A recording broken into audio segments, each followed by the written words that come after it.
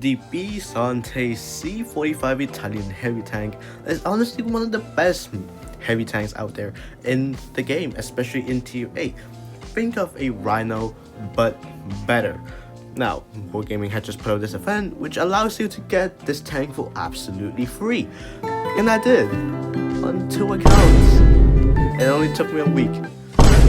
I'm in severe pain after playing for Blitz 8 hours straight every single day. But I got this tank now along with its legendary camouflage. Let's go over the statistics and see how it plays. And is it worth grinding for in this event? Let's see. So, you have 2,700 DPM in your gun. Why is that, you ask? Because you have a 6.8 second reload to 310 alpha. That's actually crazy when you consider the fact this is like level 10 like STB1 DPM levels in a tier 8 heavy. Don't forget you have a shell 1 which is a reserve shell mechanic. For those of you who doesn't know, the reserve shell mechanic is all shells except for the last one reload relatively quickly. Some other tanks that have this mechanic that you might know of is the Minotauro and the Caro 45 ton, and honestly I forgot because I'm stupid. But you have 2,700 base DPM, and it's crazy. Although the aiming time of 4.3 is nothing impressive, the dispersion of 0.292 is actually pretty decent. Big ass thumb. I fucked that. Bro, damn. Sorry, I can't really speak today. With 8 degrees of gun impression, you're gonna be getting very flexible positions in your vehicle here.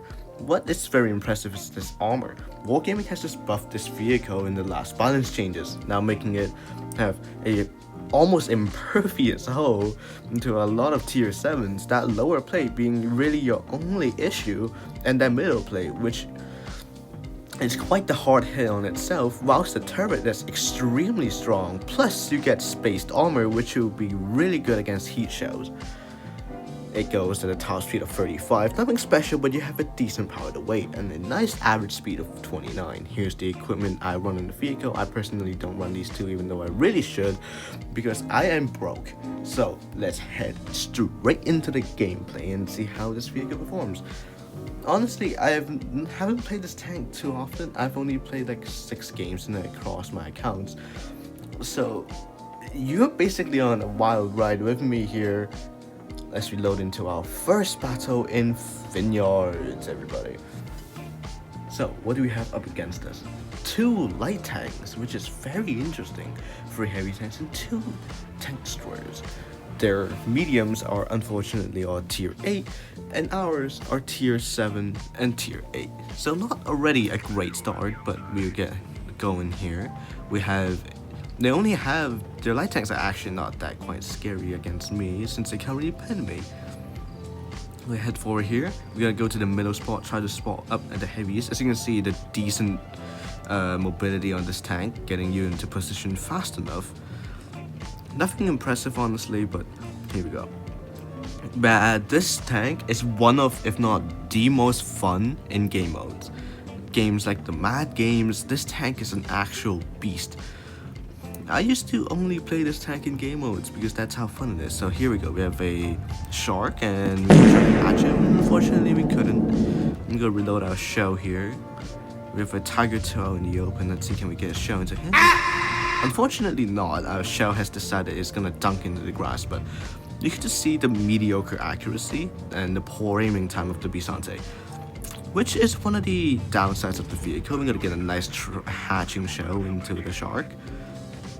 You have this tiger next to us, which we gotta be very careful about. Now again, I must reiterate, this is a reserve shell mechanic, so you don't want to dump that last shell unless necessary, because you're gonna be tanking that 2,700 DPM all the way down. So we got a tiger crossing the open. We're gonna fire a nice 295 shell into him. That MX 1390 doesn't really concern me in the moment, but as you can see, we got the tiger too. I'm gonna try to get a shell. Unfortunately not. My reaction time is poor.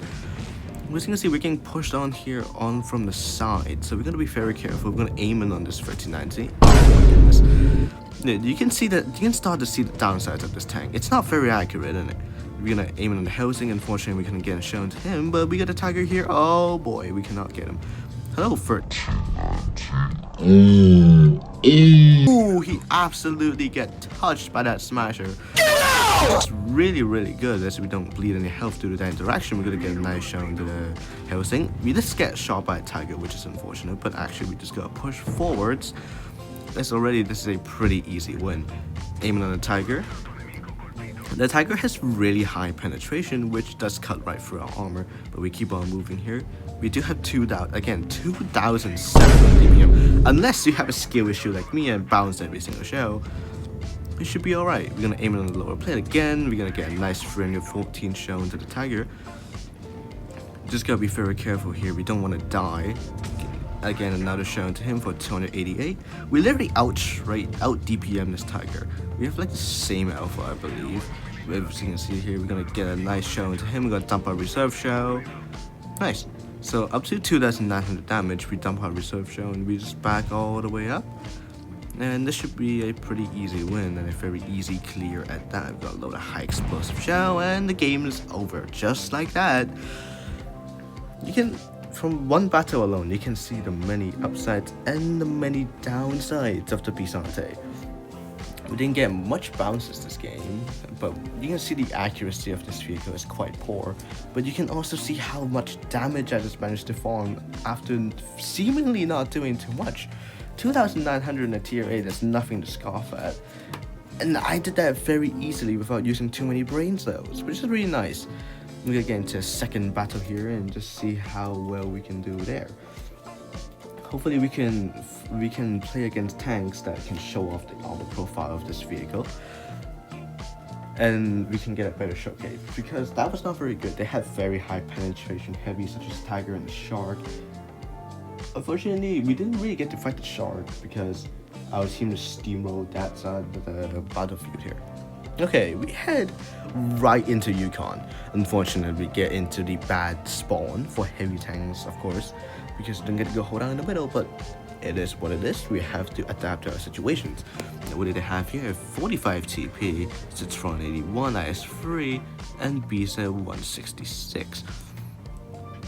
Oh boy, that's a lot of heavies. We do have, we don't really have an advantage medium side.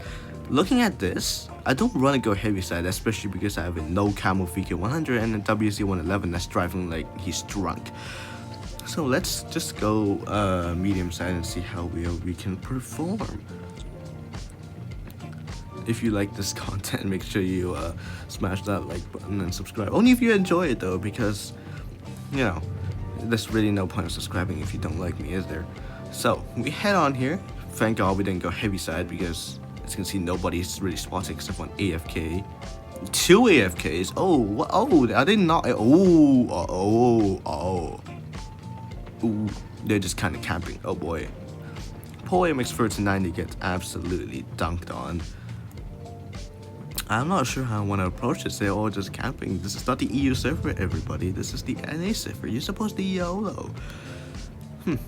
Interesting. We already lost a key player, which is our 39E, which is of course not very good. But I'm debating what to do. Let's try to spot anything here that's trying to poke out around this corner. Nothing. Alright. They're capping the base, which is really annoying. Poke out here. Anybody spotted?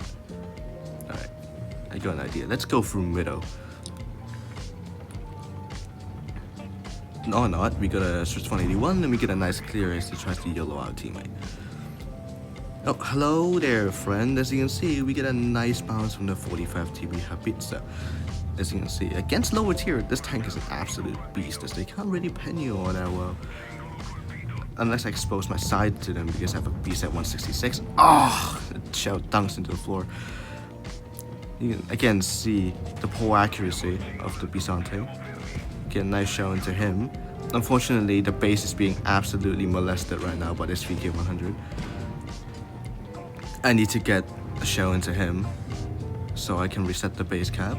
Let's do this, and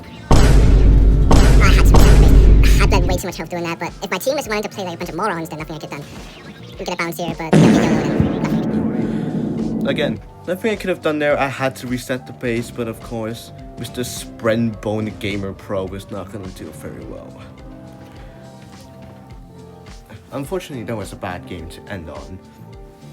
But you can already see that the Pisante is quite alright. I mean, it's not my favorite. The DPM is ridiculous and the armor is actually pretty good, but you can see the horrible gun handling and the terrible accuracy very much shown here. And you really don't want that in the vehicle. So let me know, how do you think about the Pisante? Do you like it?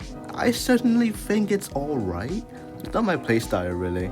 So, if you enjoyed this content, make sure you like and subscribe, and I will see you next time. Bye bye.